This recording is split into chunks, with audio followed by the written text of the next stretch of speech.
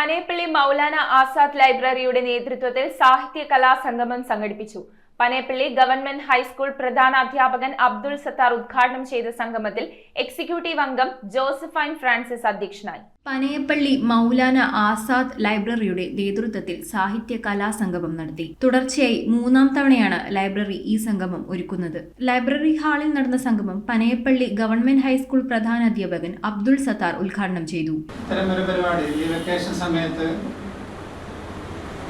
സാധാരണ കുട്ടികളെ കിട്ടാൻ അല്പം ബുദ്ധിമുട്ടായിരിക്കും.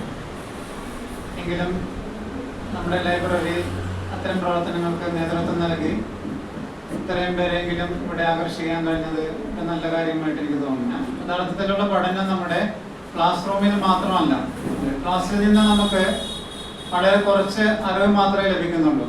നമുക്ക് നമ്മുടെ ജീവിത വിജയം എങ്ങനെ ഉണ്ടാകണം, അതുമായി ബന്ധപ്പെട്ട് നമ്മൾ ഒത്തിരി കാര്യങ്ങൾ മനസ്സിലാക്കാനുണ്ട്.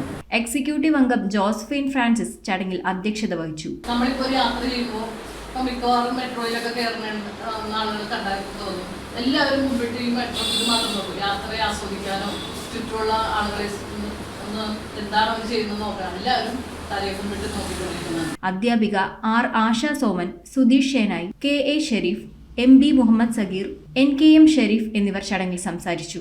ആൽമരത്തിന്റെ താഴെ വീണ് കിടക്കുന്ന കായകൾ കണ്ടിട്ടില്ലേ?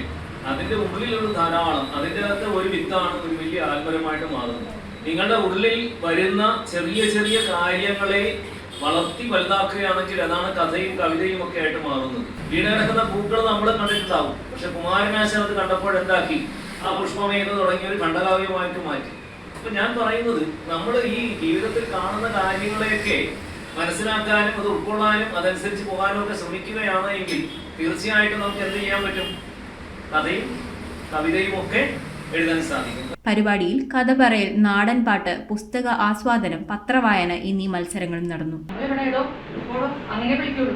അതേസമയം വായനയിലൂടെ നമ്മുടെ മുന്നിലേക്ക് പോവുകയാണെങ്കിൽ ആ ഭാഷയുടെ വ്യത്യാസം വരും സംസാരിക്കുന്നത്. News bureau, Kochi. റിങ്ങുകൾ 1 ഗ്രാമിൽ തുടങ്ങുന്ന മാലകൾ, നെക്ലസുകൾ 9,000 രൂപ മുതൽ ഡയമണ്ട് നെക്ലസുകൾ 1 ലക്ഷം മുതൽ ആരംഭിക്കുന്ന വെഡിംഗ് സെറ്റുകൾ, കൂടാതെ നിങ്ങളുടെ പഴയ സ്വർണത്തിന് ഏറ്റവും ഉയർന്ന മൂല്യവും. Maharaja gold and diamonds,